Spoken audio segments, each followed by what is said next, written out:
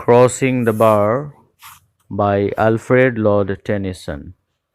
Alfred Lord Tennyson was born in the year 1809 and died in the year 1892. He lived for 83 years. His famous works include In Memoriam, The Charge of the Light Brigade, and Idylls of the King. He was the poet laureate during the reign of Queen Victoria. The poem Crossing the Bar was written in the year 1889, 3 years before he died. Tennyson uses the metaphor of a sandbar, which is a ridge of sand built by the currents along a shore, to describe the barrier between life and death. As the poet here, Alfred Lord Tennyson, nears the end of his life, that he is already 80 years old when he is writing this poem, he is sure that he will meet his maker upon his death. Dear friends, crossing the bar, through this poem, Alfred Lord Tennyson expresses his Christian faith of meeting the Creator after death, or in short, life after death. Okay, so here we begin. Sunset and evening star, and one clear call for me, and may there be no morning of the bar when I put out to sea. Sunset is the end of the day. Here it refers to the end of one's life. As we know that Alfred Lord Tennyson has already turned 80 years. He is 80-year-old, and at that age one is waiting for one's death. Okay, so it is sunset for Alfred Lord Tennyson, the poet, and evening star, as the day ends and it is the beginning of the night, the evening star appears, and it also refers to peace when the activities of the day are all over. And one clear call for me. So here clear call is that he is 80 years old and he is waiting for his call by the God to come. And may there be no mourning of the bar. And he says that when he is called for the eternal life according to the Christian faith, there should not be any mourning or mourning or crying, weeping after his death by the bar. So, bar here is the sandbar, which is referred to as a barrier between life and death. When I put out to sea, he says he put out to sea because he here visualizes that life has begun from the sea. He has come from, as he's taking it as a soul, that sea, he is like the vastness of the sea. So he refers to it as the origin of human being. Okay, origin, only origin. Okay, so he has come from there and now he is going back there. Okay, it is taken as home, the original home. One has to come, it is just a visualization of the two worlds, the sea, the eternal world because of its vastness, and the seashore as the world, this world, the world which we are living. So, and the sandbar or the beach or the shore, which is referred to as a barrier between the life and death. So he says that he has crossed, he has come out from the sea, which is eternal life, eternal world, and to the seashore, and again he is going back to his original place, which is eternal life. Okay, life after death, that is according to the Christian faith. Okay, so there should be no mourning, there should not be crying or wailing for his death, as he is going back to his original home from where he has come. But such a tide as moving seems asleep. Okay, he says that when I go. So the tide, how should he go? He should be riding on the tide, on the sea tides, sea waves. He is visualizing that. So when he goes back, the tide should be that too full for sound and foam. It should be too full that there should not be any sound, there should not be any foam. Okay, there should not be any disturbance when he goes back to his home to the sea. It should be very peaceful when that which drew from out of the boundless deep turns again home. So when you see that the tides rise and the waves of the sea, when they hit against the pebbles, hit against the rocks on the seashore, and then it recedes to the sea again.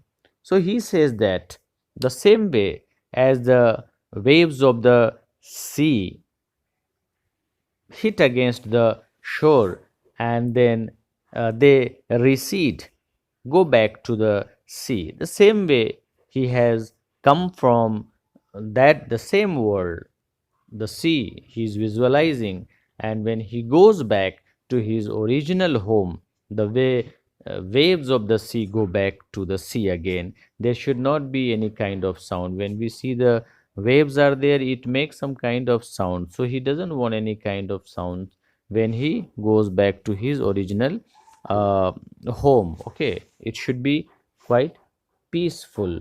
Okay, and no crying over the loss.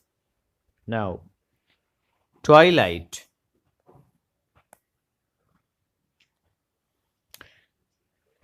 Twilight and evening bell, and after that the dark.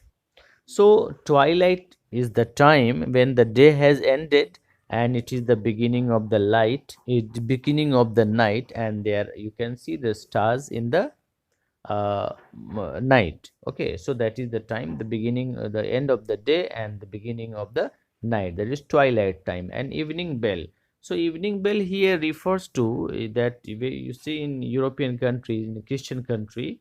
Okay, uh, that evening services are there, church services are there. Okay, so that this bell refers to that evening bell, and after that the dark. So two things can be here, it can have two meaning.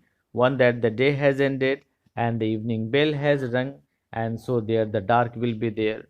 Okay, night will be there after the evening bell, then there will be peace. It can be taken as the life is over, the bell has rung, and then there is over, life is over. Okay, and may there be no sadness of farewell when I embark. So it is like the dark, the life has ended. Okay, and so he is called to his father in heaven, and so there should not, once again he is I mean he repeats the same thing, that there should not be any sadness of farewell when at the loss of, when one dies, people, the relatives cry. So there should not be any uh, sadness about his death, because he has lived his life. And when I embark, so embarking is that boarding on some that plane. Okay, boarding on some vehicle to go somewhere else. So he is embarking, he is boarding, he is boarding a vehicle, he is boarding a plane to go back to, he is boarding on a ship to go back to his original home. So since he is going back to his original home from where he has come, he is going back to the eternal life which will be there forever according to the Christian faith. So there should not be any expression of sadness about that. He wishes that his farewell should be peaceful. Okay, his farewell should be peaceful.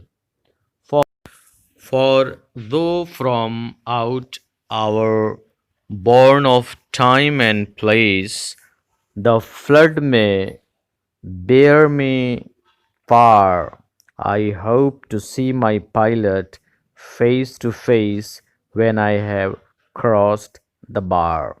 For though from out, for although the poet says that although he calls this world, the world where we are living, a place which is bound by time. It is bound by time. Okay, so this world, okay, uh, which is not eternal, which is temporary world. So he says that the flood may bear me far. The flood, the sea waves, will, he visualizes, will take me far away from this temporary world.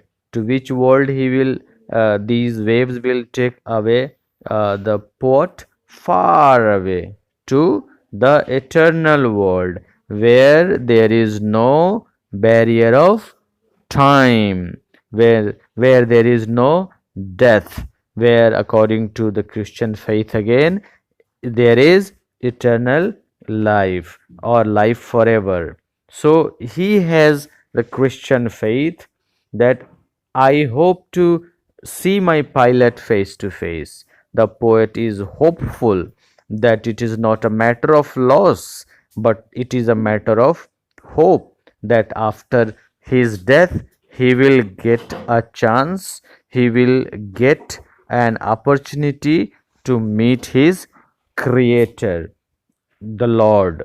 Okay, when I have crossed the bar, once again he is visualizing crossing the bar or crossing the seashore in order to reach the sea, in order to go into the sea which he considers as eternal world. He visualizes that. Okay, because he, life is a matter of, not a matter of physical body, but it's a matter of soul. Okay, so this is what he believes, that death is all about crossing the ridge, crossing the sandbar. Okay, it is like going from the seashore to the sea. Okay, so the end of the poem is positive. It is with positive note, and that's all. Thank you very much. God bless you all, and please remember me in your prayers.